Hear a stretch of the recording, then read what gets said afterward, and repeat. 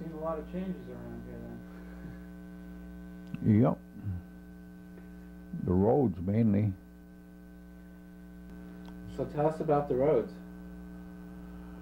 Well, I remember when the road was a narrow dirt road. Wide enough for just one vehicle? Yep. In the spring of the year, it got stuck in the mud. How'd you get them out? The only thing we had to pull them out was the horses. They used to use the horses to bring you to school when you were young, or you walked? No, I went on the trolley car, In the trolley car. number 10. So the trolley used to come here and pick you up, or you'd have to walk to meet it? I just had to walk across the covered bridge. This bridge at that time was a covered bridge, a wooden covered bridge. Well, how many others got on the trolley with you there? Well, my sister Yeah? was the only one from here. Mm-hmm. In fact, it was the only one from this side of the river. Mm-hmm. The others were on the trolley when they came down from see. Coleraine. But when you walked across the bridge, there was how many others waiting? None? None. Oh. So the trolley came from the center of Coleraine. Yes. Came down here, had filled up on the way. Yep. So how many children did it pick up along the way? 8 or 10 maybe.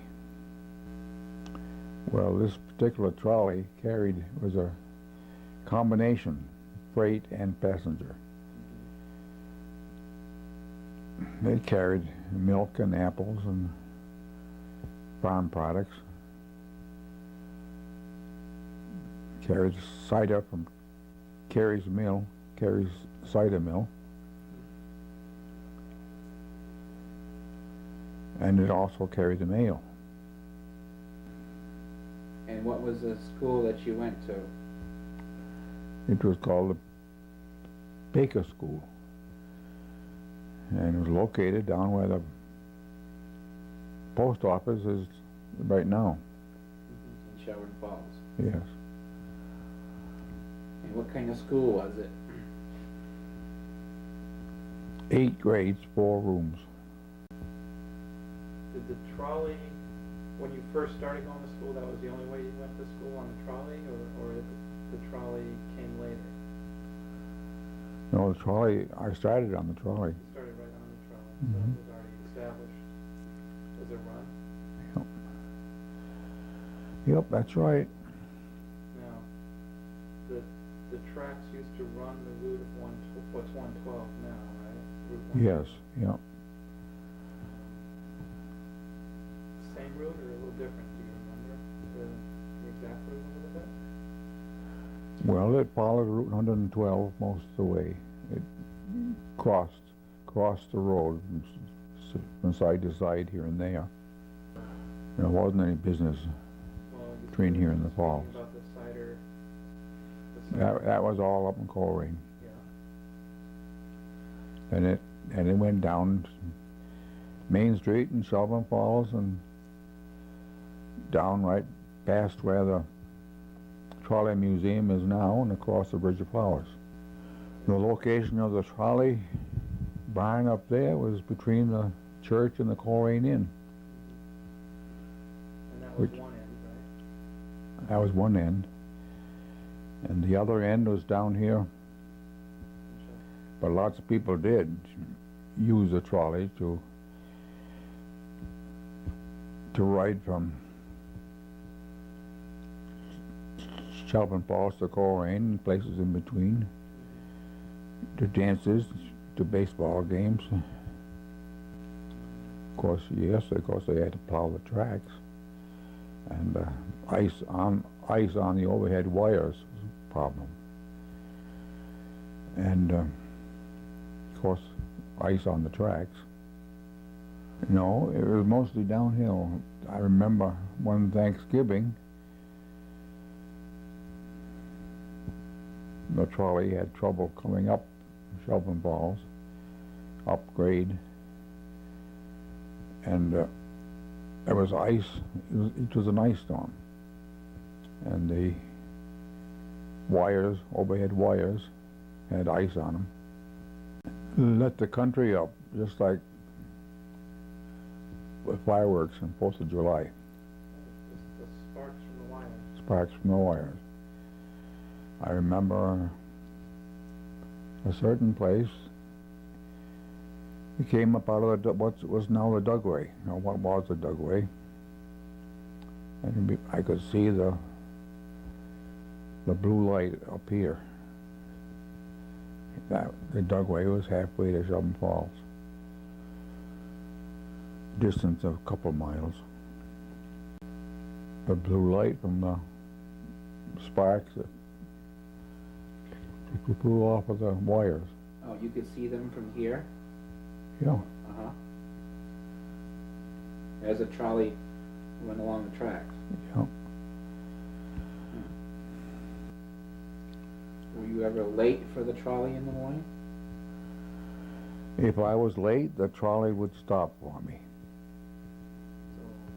Because it wasn't like a bus today. They would let you stand there and go by if you weren't right out there. How would you let them know if you were sick and you weren't going to school that day, maybe? Would they wait for you and give you a certain amount of time to get down there? Or? Probably my sister would be there ahead of me if I was sick to tell the motorman. How did the conductor know when you wanted to get off? Well, of course there was a rope to pull, but I never used it because he knew I wanted to get off. Except in the summertime, I was there. I was part of the trolley. You were a regular passenger 5 days a week. Yep. Did you have your own favorite seat?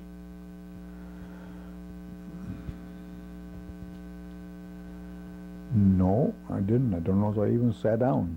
Sometimes I rode in the end of the trolley with the motorman.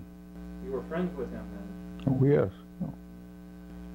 Sometimes I rode in the baggage section and stood in the doorway. There was a chain across. And when it was time to get off, I got to the door, and probably the trolley slowed down for me, but never stopped, because I was young and agile enough to get off when the trolley was almost down to a stop. I had to take the trolley until the line folded up. Then I went on a bus. Cold rain. That's what put it out of commission, is the trucks and cars. They lost the business. Then the trolley tracks were sold to Mr. Blasberg, who ran a garage in Shelburne Falls. And he took them all up, burned all the trolleys except number 10 to get the metal out of them. I suppose the metal was sold to mills for scrap iron, or maybe it was sold to government. After the trolley was gone, the road was widened, and tracks were taken out, and the road was widened, so it covered up where the tracks went. Was number 10 the only trolley you ever rode on? That was the main one that went operated on the line, but sometimes in the summer there was an open one that took people back and forth. Did you get to ride on that one? Not very often, you know. Did you like the open or the closed better? As a kid? Well, the open one was nice in the hot weather. The power came from overhead wire, and the power was made right up here, about a half mile up the road towards Coleraine. A small village called Frankton. That's where and there was a powerhouse there where the cars could be put in undercover, and where the snowplow was kept. There was a dam there, and a small pond above the dam. There were accidents, of course. Sometimes horses and carriages scared the horses and carriages were scared by the trolley. Well, the horses weren't used to it, and if the trolley came along when a horse and carriage was on the road beside it, it would naturally scare the horses. The conductor, well, his job was to help people on and off the trolley, and to take the fare, which wasn't very much in those days. Probably seemed quite a lot in those days, but if it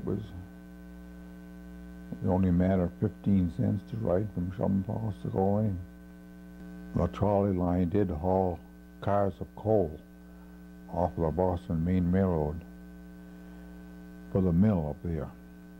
There was a locomotive that heavier than number 10 that hauled the cars of coal. But the track gauge was same on Boston Main as a trolley, so the wheels would operate on the tracks all right. The same width. Yes. Was your father that bought the car or got the car brought here? It was my father that asked for it. He knew that they were all going to be burned, so he had a special liking for this number 10 because he rode on it, my family rode on it. My father's name was Frank Johnson, and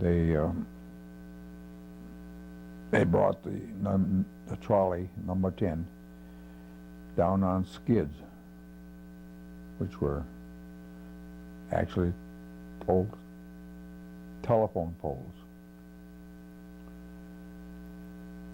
What did they use to haul it? 3 trucks. 3 trucks. Mm-hmm. Did you use horses, huh? Oh, no horses. And they came across the old covered bridge. Did your father buy the car or just get it donated? Well, actually, it was donated because it saved them from burning it. And when he wanted the car to For use as a building? For sentimental reasons. Oh, he just liked the car. Yeah. Now, when they dug it out here, it didn't have any wheels on it, no trucks. No, they took all the metal off they could. Of course, and then it was put on skids and hauled by 3 of Blasberg's old trucks. It came across a covered bridge. But the trouble came is when my father wanted it right directly between the house and the barn. But when they got it here, my mother didn't like it because it hid the view up the hill from the house. So they had to come back later on in the spring, and that's when the work began, because that was done in mud time. Obtaining the trolley, Yes. on the spur of the moment, I think he knew that this one was going to be burned, so he spoke to him for it, and they agreed to bring it down. Had the other ones already been burned? Yeah. So number 10 was the last one. Number 10 was the first and the last one that ever was operated on the trolley line. Well, we've used it for over the years for garden supplies, hoes and rakes, and one time my wife kept hens in it. Over the years, I've done what I could to fix it up, keep a roof on it. I put galvanized iron on top of it and held it down by old tires. What did your father do to keep it fixed up? Well, of course, he had to jack it up and take the telephone poles out from underneath and jack up each end and put concrete blocks underneath it. Yeah, he did what he could to preserve it, put a foundation under it, blocks of concrete or rocks. We played in it. And the neighbors came and played in it with their boys. So it's kind of like a fun place for you as a child to play. As a child, it was. He didn't paint it. When I painted the barn, when the barn was painted, I had the trolley car painted to match. But that wasn't the original color. The original color was gray. And people who have investigated, they found yellow paint underneath the gray. Well, they held ball games up the road a ways. Hillside Park? Hillside Park, yes, that's the name. I think he rode the trolley to go to dances up in Coleraine, in Lionsville. There was a hall there. I think he rode it then. And then my mother used to live in Shattuckville. He probably went up on the trolley to see her. That's before we had Model T. Well, I was here when they did work on it. But I was here, he was here too, when they moved it up the hill on a flatbed trailer. Well, I wondered mainly what my father would have thought. I've had men here from Connecticut, Warehouse Point, and Maine wanting to look at the trolley and hoped I would say they could take it to Warehouse Point down in Connecticut, but I never consented to let it go there. There's another place up in Maine where they restored trolley cars, Kennebunkport. I donated it to the Trolley Museum in recent years. I was happy to see something being done for it that would preserve it. But then I was also sad to see the empty place where it stood so many years. I never thought it would be restored as much as it is at the present time. Well, I've had my pictures taken several times, standing in front of the car or on the step ready to get into it. Well, we became known as the trolley car family. And people asked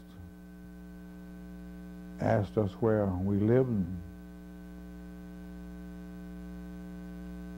I'd say I was part of the trolley car family. A group of people that were planning a drive-up bank down to